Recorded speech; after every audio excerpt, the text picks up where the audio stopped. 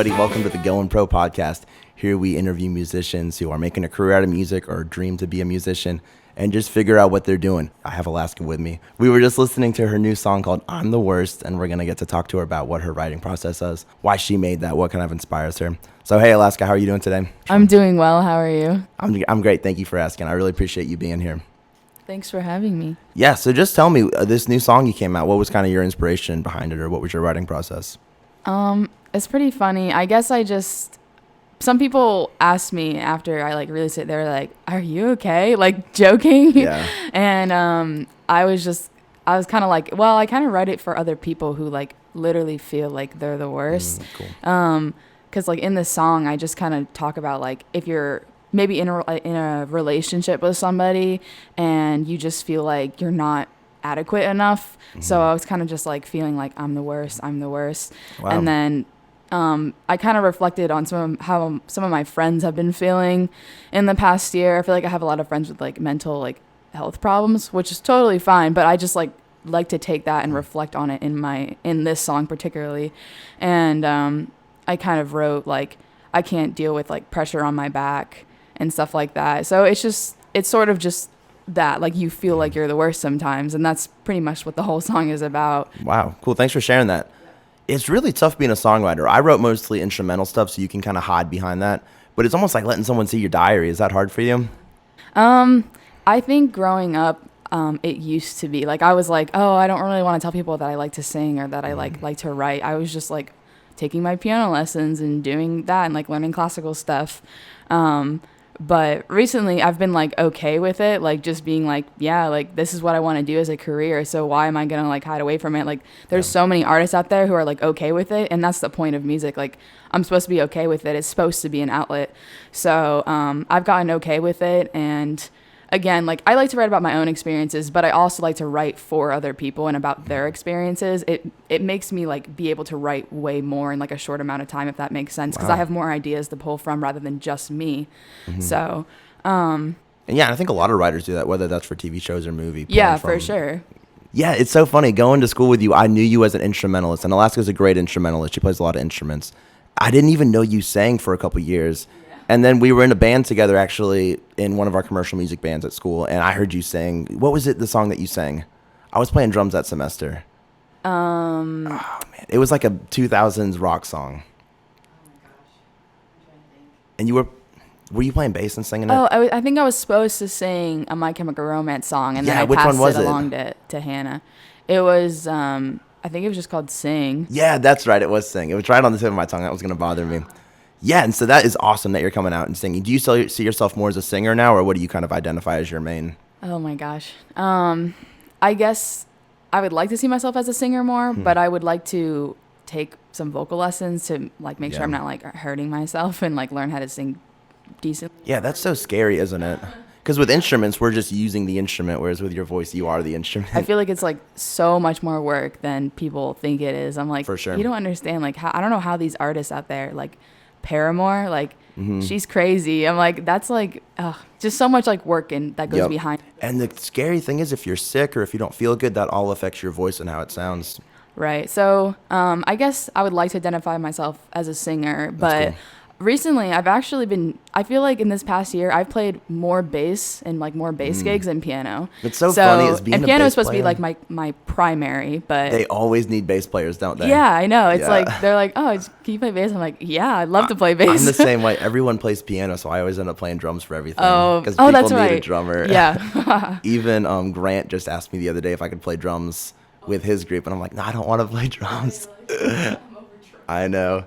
That's so funny. All right, the instrumentals. Did you kind of write all the instrumentals for this song? Okay, yeah. So I basically, when I write my songs, I write the lyrics, and then I literally just sing. I just think of a melody. Over the melody that I'm singing, I think about what chord progression I want. So I kind of do that. I do it on piano, and then I send out a demo to my musicians, and then I'm hey, listen to this. Think about what you want to do instrumentally. And then what usually it's just drums, bass, and a guitar. And I kind of want to add another guitar for newer stuff. But yeah, and then we come to practice, and they just go and like we just play it and we see like what we like. That's So awesome. I don't write like their part out or anything. I just give them the chords and I say, do what like you creatively want to do on my song. Yeah. Because I feel like, one, it's a lot of work to write out exactly what I want. Two, I'm pretty decent at communicating what I want if they're not playing what I want. Like I can be like, hey, could you, I don't know, speed it up here, or just something like that, or I want you to play a different chord. I don't know, just like basic stuff that I like hear in my head that I'm like transferring, especially for the drummer. I feel like that's like the hardest one to like write out. I couldn't I guess I could write out a part if I wanted to. I have the knowledge too, but Yeah. I rather just be like, hey Ethan, I want you to play this. Yeah, like, and every collaborative band like that I've played in as a drummer, the drummer usually kind of does it, and whereas the songwriter will just tell you, oh, that sounds good, or try this, do this differently, or this is the feel I want. Let's do a down chorus here, stuff like that. But yeah, that's good that you have good friends who are able to help you with that kind of stuff. Oh yeah, for sure. It makes writing like so much easier. Yeah, and it's better. funny. The first time I listened to it, it has that, I call it the clocks rhythm. You know what I'm talking about? The Coldplay clocks. Oh yes. It's got that. It's so... That's funny. Whenever I first started playing drums, I taught myself how to play drums totally by ear. And when I heard that Coldplay clock song on the radio, because this was like in 2008, that song was on the radio back then. Yeah, yeah. I didn't have an iPod, so I taught myself how to play drums listening to the radio. Oh my And gosh. whenever I'd hear that song, I was like, what is happening? Because it doesn't sound like 4/4, but it's like the 1 2 3 1 2 3 dot dum. So it's almost like 6/8, but with an extra 2 beats at the end of it. But it still is technically 4/4. But the first time I heard your song, I'm like, she's doing the clocks rhythm. But it's so That's funny. catchy, isn't it? Yeah, it really is. Yeah. I love Coldplay. I know, they're awesome. They just came out with some new music, I think, actually. They did. I listened to. Is it called like Aliens? I think so, I think yeah. that's like what it is. I can't remember any of the names, but I did listen to the. Yeah, I it saw it on definitely Spotify. sounds like a Coldplay song. Yeah, Like, it's pretty really cool. So you just graduated college. Congratulations. thank you. How has life been post graduation? Pretty good. I just have been working and trying to figure out where to go next. I honestly, my lease ends May 31st, so I was like, oh my gosh, what am I gonna do? Yeah. Because I was thinking about moving to Athens, Georgia, because they cool. have like that little music scene over there, like, you know, where REM came out of. B-52s. Yeah, and it's right outside of Atlanta, right? Yeah, so like I thought it'd be cool to move there. And then I decided not to because I would definitely need a roommate, and I just didn't really have somebody to go with me. Everyone is kind of like up here, which is totally cool. Yeah. Up here meaning Anderson, South Carolina, Yeah, or great Greenville. community up here right now. Yeah, so I honestly was like, I'm not gonna rush. I'm not gonna worry about it. I'm just gonna go with where I'm at right now. So I was like, I'm gonna stay here. I'm thinking about hoping to maybe move to Greenville for a year, but that all depends on like if my friend can come down, etc. Yeah. You know, stuff. So if I have to stay in Anderson, that's totally cool. I'll just stay here. What's your biggest takeaway from college? Because you were a music major the whole time. A lot of people change their majors. I changed my major. You were music the whole way through. What did you All learn? 4 years. I know.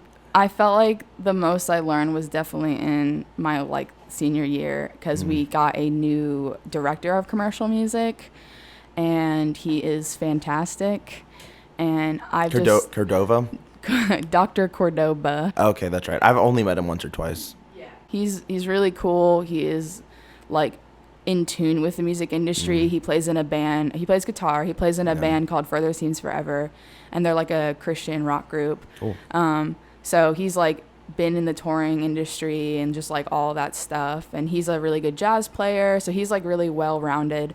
And I took entrepreneurship class with him, and that like really opened up my eyes to like so many different jobs in the music industry and like how to market yourself better. And because I was like, I just write songs, like I don't know what to do, you know. And of course I could maybe look it up like on Google, be like, how to market myself as a songwriter. But just taking that class was like, oh, I need to do this and this. I need to make a DistroKid account. I picked DistroKid as my music distributor. Okay, cool. Or like I need to sign up for ASCAP or BMI. I'm in and BMI, Me yeah. too, BMI. Oh, cool. So just like learning all that stuff. That was probably like my biggest takeaway. Like I need to get on it. Like I need to be like the best, I guess, musician I can be. Yeah. So And I think it's just being in any art-based field, it's how do I monetize this? But it's really kind of saturated. There's lots of ways, whether that's teaching or if you create content, sharing what you do, people will like what you're doing. And no matter what you make, they're going to buy it if they like who you are. yeah, exactly. I think having like a strong like support basis is Yeah. is really nice because I have like my family's friends back home who are like, oh, that's go so great. Alaska. Like there's just like people out there and like And friends that's so up here. special because some people don't have a family who's like that. So that's awesome. Yeah, for sure. So I'm glad that I have that to start.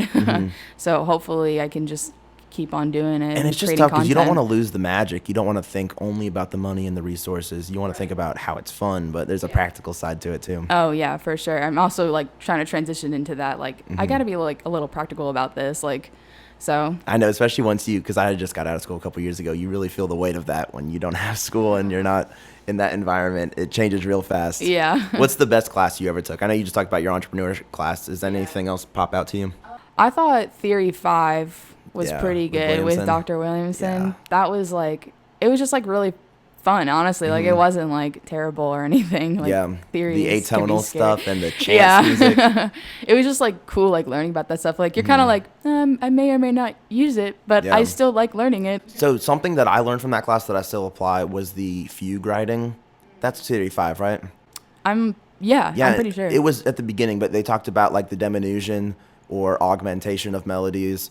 And what was it called? Retrograde? When Yeah, you can do yeah. them backwards and forwards. That Right. was so cool because now you can come up with this tiny melody idea that's just 4 notes, or you can stretch it out. You can make it small. Take those 4 notes, do a different rhythm, put them backwards, see how it sounds. That opened my eyes to so many new ideas. Yeah, that's honestly like good to take that for like songwriting even because it's Yeah. like it's a melody, but you want to figure out how to make your melodies more interesting so people like them more. Did you like the songwriting class? Sorry, I didn't. Oh no, you're good. Yeah, I did. It got cut short because of COVID, Oh, so no. we had to like transfer it to online. I So see. I was really hoping to be in the like. Usually, Joe Weehunt does a songwriter showcase at the end of that class, and I was really hoping to be in it because I was like, I'm gonna write a song that's good Oh, enough to be in man. it, and then we didn't get to have it. Oh, So I that's was a shame. like, So the oh, year that well. I did it, I was with like all the best people. Katie Soto was in my class. Oh, my Andrew gosh. Poston, the Colemans. Gosh, that was tough. And I've never written a song in my whole life, and I barely sing. So I had to freaking perform in front of these incredible musicians. That was oh so my embarrassing. gosh, yeah. I saw that Andrew has been like releasing Yeah, singles. I and was like, they where are did this come good from? songs. Yeah. I'd love to have him on the show eventually. Oh, for sure. But- That'd be cool. So Michael Gilbert did a song that semester called Baby Teeth. And he just comes up with the randomest ideas, doesn't he? But it was so good. I can remember how it sounds right now. And he actually won that, like, because the class votes for which songs they like the best. Oh, right. Oh, right. and Trent was in my group too. I think Trent, Katie, Andrew, and Michael all got to perform. Oh, And it was like nice. a So, whole everybody. concert. There was a backing band, and it was a big event. So yeah, sorry you missed that. That stinks. That's okay. I mean, I know. happens. How many songs did you guys have to write? Oh my gosh. We wrote kind of a lot, honestly. I think we did 9 the semester I did it. Yeah, it was somewhere around there. I know it was definitely more than like 3, but I don't know if it was any more than 10. So Yeah, and it was me performing reluctantly. Did you play from piano or guitar whenever you wrote? I played from piano for most of them. Oh, cool. I think I played like 1 from guitar. So just like some basic chords. If you could go back to your first day of school, would you do anything differently? Whether that's not going or going to a different university, if you want to get edgy. What are your thoughts? Honestly, I picked Anderson because it was out of state. I was going to go to a school called Palm Beach Atlantic in Florida because that's where I'm from. Yeah. But Anderson was essentially the same type of school idea, like smaller school in a different state. And that's kind of where I wanted to go because I wanted to meet people Yeah, that's awesome. outside of Florida. And I've met people from Georgia, from North Carolina, like even some people who graduated here who moved to Tennessee, like Nashville, like that's kind of like, Yeah, that's it's really really cool. So, anyways, I guess, so maybe not a different school, but maybe being more proactive during like my first 2 years, or like even like my sophomore and junior year, just I guess maybe even like practicing more, nailing down Yeah. technique more, like That's a great comment, actually. I think the same thing quite often. Because when you take classes in high school, it's not, you don't have to do a bunch. But in college, it's you have to apply that stuff or you're not going to learn it. It really is your responsibility. So the teacher can teach you the stuff, but you have to find ways to make it applicable to your own life. You have to sit down and figure that Ooh, stuff out. yeah. Same with theory. Like if you don't sit down and use that theory, you're going to forget it all. yeah. And yeah, I wish I'd practiced more in college. I'm practicing more now than I ever did in college. Yeah, honestly like excited to have free time to actually Yes, practice. that's a big difference too. Because they say like, when you're in school, you need to practice 2 hours a day and then have like your one Sabbath day. Yeah. And I gotta say, like, during my junior recital, like during that year, it was like February of I can't remember, my junior year. I was practicing like every day, and I could like literally see my progress. Like I was memorizing stuff within like a week. Like it was crazy. But like that was because I was pressured to like, you have to get ready for this concert because it's part of your degree.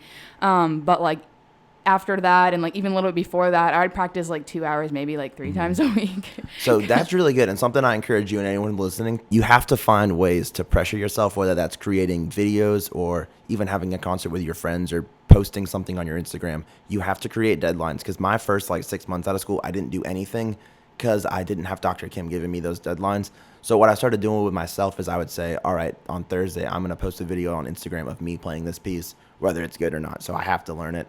Or even saying I'm going to perform this for my wife and she's going to hold me accountable to it. Now I am taking piano lessons from someone. But if you don't set those guidelines for yourself, you will be shocked when you're outside of school. 6 months will go by and you don't even know it just happened. And having concerts to prepare for and stuff like that helps a lot too, which I'm sure you'll be doing a lot of that. Yeah. I'm like you just said, like right out of school, honestly, I was like, I need to make a schedule for myself. So I'm not like, oh my gosh, what am I going to do? So I started being like, I had a gig on Sunday. I had a gig on Sunday playing bass. And that whole week I was like, I'm going to practice for this. Like I scheduled a practice time. I scheduled out like when I'm going to work out even. I even scheduled out like my meals for once. Yeah, that's awesome. So it's just like getting into a routine of like doing that for yourself. It helps tremendously. Yeah. And you realize when you're out of school that you're in charge of all those things. Like and something that I like to do, I don't know if you do this, I have conversations with my future self. So when I'm doing these schedules, I'm thinking about how will this affect me in the future? How am I benefiting myself 6 months from now? Whether that's the food I eat or the way I'm spending my time or my relationships with others, is this going to benefit me 6 months from now? So it's great to really because time goes by really fast when you're out of school. I'm telling you. It does, yeah. Yeah. Just wait for it. Dream career in music. If you could do anything you want, no rules, no strings attached, no money, what would you do? I think ultimately I really want to be like a lyricist. So that would mean doing like singer-songwriter type gigs, I guess, like going out and performing, and then hopefully somebody would be like, oh, I like your stuff. And then I just am the background person. Would you write lyrics for other people? Yeah, that's Cool. kind of like what I think a dream career would be. Joe knows a girl, Joe Wehunt. I don't remember her name, but she's in Nashville. She writes music for Taylor Swift. Have you met her? No. She came to the songwriting class and actually performed. So she's like our age. She's not very old. Yeah. And she got the job out there when she was like 19. And it's her full-time job just to produce music. And she writes for artists. But it's crazy. She has to write like 20 songs a week. I mean, it is a crazy. But that's just the lyrics. She's just writing lyrics down. Right. And it's really just like throwing the spaghetti against the wall and seeing what sticks. Like they're not going to use all those songs. They just want her producing a ton. Right. But that's all she has to do. I don't think she has like any kind of implications to what her job is or where she needs to work. They just need words written down on paper, and she needs to get it to them. Right. But yeah, I'm pretty sure she, one of Taylor Swift's albums, she had collaborated on a lot of the music on it. Oh, I see. Which is so cool. And with that stuff, there's lots of opportunities because there usually will be a team of people. Mm-hmm. There'll be like 4 or 5 people who are writing songs for this artist. Right. Which is funny. A lot of artists don't write their own music. Yeah, I know. And I guess it happens to a lot of big artists is eventually they don't have time to write their own music anymore. Yeah. Yes, so exactly I mean that right. makes sense. I mean, not saying that she doesn't. I'm sure she has a say. Of course, she's yeah, such a 100%. Yeah. What are ways that you kind of create creativity in yourself? Because songwriting's hard. When you look at the blank page. Again, I think I just pull from other people a lot. Like I just see like what they're going through, and I'm like, I'm gonna write a song about that, and then I kind of do that, or I kind of pull from like my emotions too. Yeah. So I'm trying to think of like creating the creativity. And what's interesting, you need input to have output. You can't be living a life that's not around other people. You're not bringing in information or listening to music. You're not going to have anything to put out or contribute. So that's awesome that you're looking at your friends' experiences and stuff.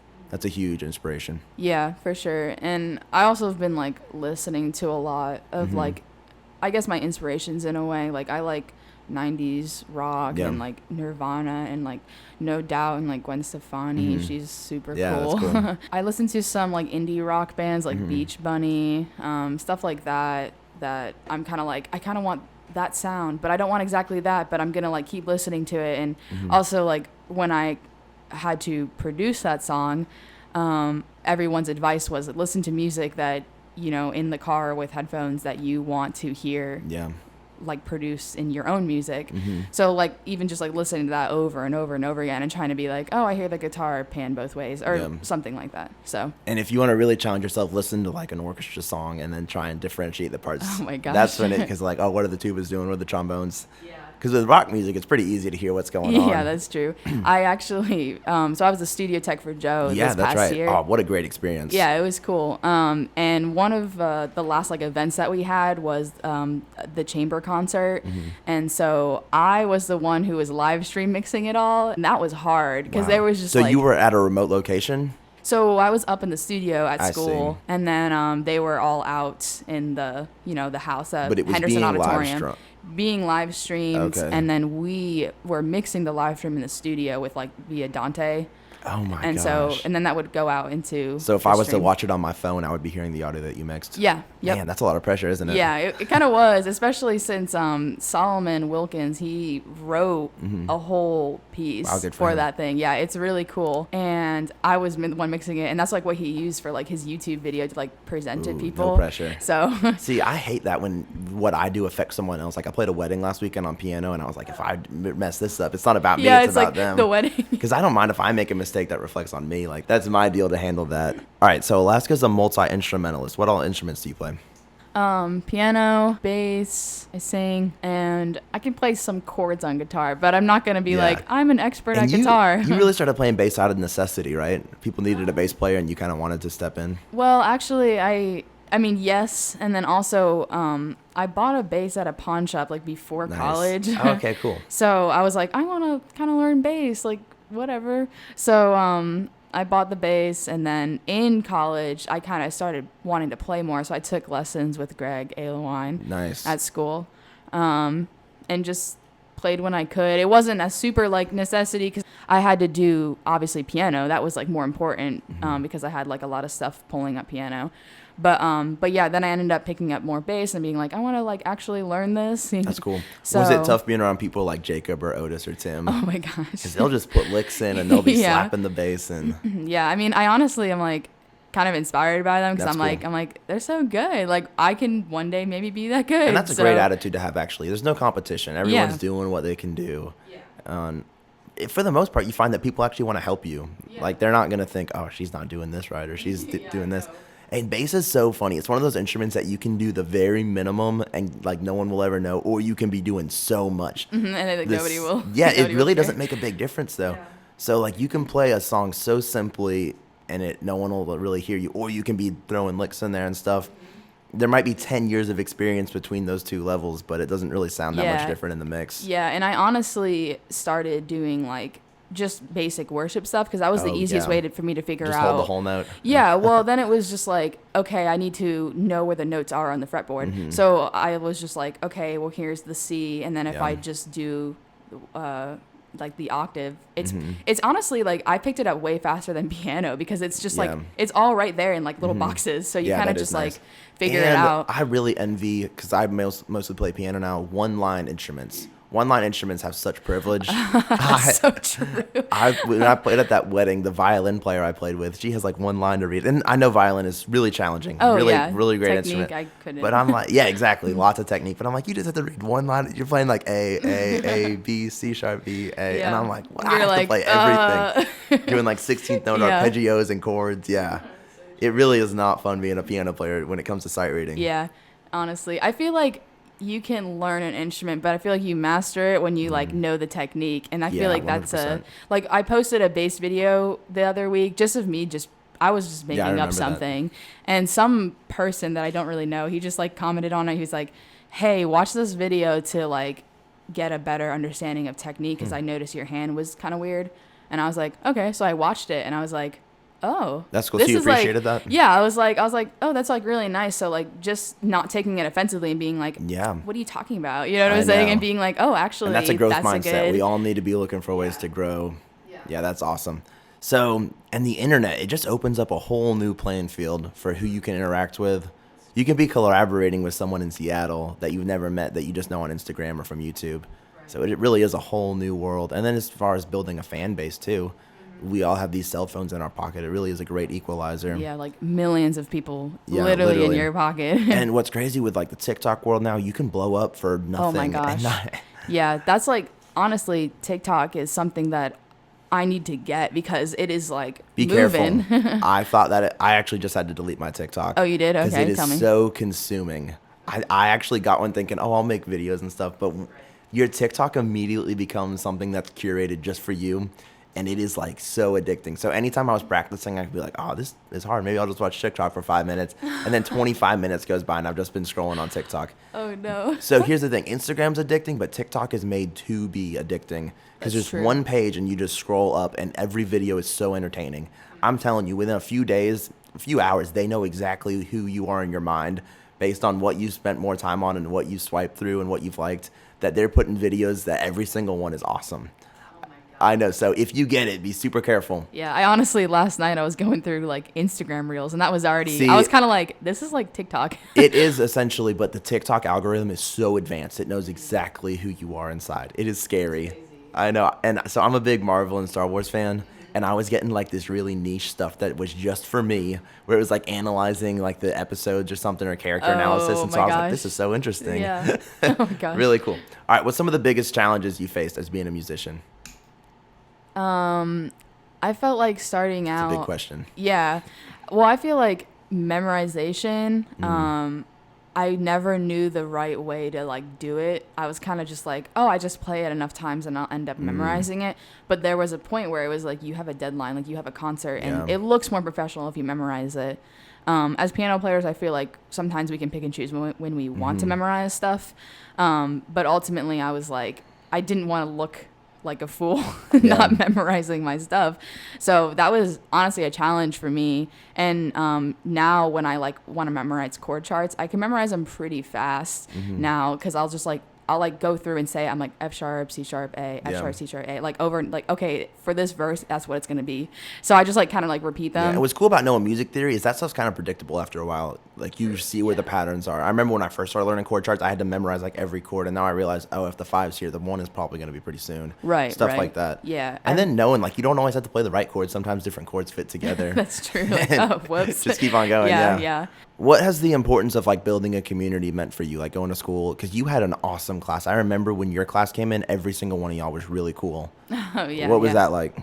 It was like my freshman year. I guess I can go kind of by the year. So my freshman year was awesome. Like I met all these people and it was like so fun. And your class was we cool. all like hung out with each I other. It was remember. like we were just going to Waffle House at nights and doing some like random like music nights. Just And you playing guys were with just a each diverse other. group. Like you guys all played different instruments. There were some horn Yeah. players and Yeah. singers. And it kind of just like all like worked out. And I feel like the bands got like our ensemble bands got like a little bit bigger, so we could play more like that's right. horn music and all that fun stuff. The sophomore year, I felt like it was like the same thing, honestly. But still, like people were trying to like figure out like, oh, I like this group of friends or this group of friends. And some people dropped out too. There was a good bit of dropouts. Yeah, that always happens. Yeah, with music school, I don't know if other programs are like that, but yeah, there's always dropouts in music school. Yeah, I mean it's hard, so It you is. just gotta push through. And then junior year, I felt like there was like less people. Like you just start developing. You're kind of like thinking more about okay, I need to solidify what I kind of want to do after graduation. Yeah. It's more geared towards what am I interested in. So for me, I like talked to Dr. Kim. I was like, I want to possibly do songwriting and like be in that. And so we kind of pushed away some of the classical music. Like I was still learning like that stuff, but it was more like, okay, we're just going to be doing jazz. We're just going to be doing pop, rock, like that kind of stuff. And I'll just add, I had Dr. Kim as a teacher too. He can teach you anything. No matter what you want to play, Dr. Kim will have great advice for you. It is so special. Yeah. So it was more geared towards just kind of what I wanted to learn. And then senior year was very much like, I feel bad. I did not do like I did not play the piano a lot in my lessons. It was like talking to Dr. Kim. It was like talking about my senior But project. he'll give you great life advice. Yeah. I mean, one of my lessons was listening to my song, and I was just be like, what do you hear? What can I do better? And so, or I asked him even about how do you master? Like, I don't know how to do that. Yeah, So, man, I missed that because I had Yeah. a number of lessons with Dr. Kimber. It was just even just life stuff, not even necessarily musical. He's so wise. Yeah. So I definitely missed that. You will too soon. Now that you're not taking lessons from him. So true. Hey everybody, thanks for listening or watching if you're on YouTube. It's been awesome having Alaska in here. I'm gonna drop some links in the bio for her socials and for her new song. Listen to it on Spotify. And just in general, if you have friends who are artists or musicians, this is something I always say whenever I get a chance to. You don't have to buy their stuff, but by sharing it, by liking it, it makes a huge difference, and it really means a lot for the people who are working on those things. So if you have friends who are artists and they share something, yeah, just like it. Leave a comment, say something encouraging. It really means a lot. So I'm going to leave all her socials. Go listen to her song on Spotify, add it to a playlist because that helps a lot for the algorithms. But cool. Thanks everybody so much for listening. We will see you next time. This has been the Going Pro podcast with Alaska. See y'all next time.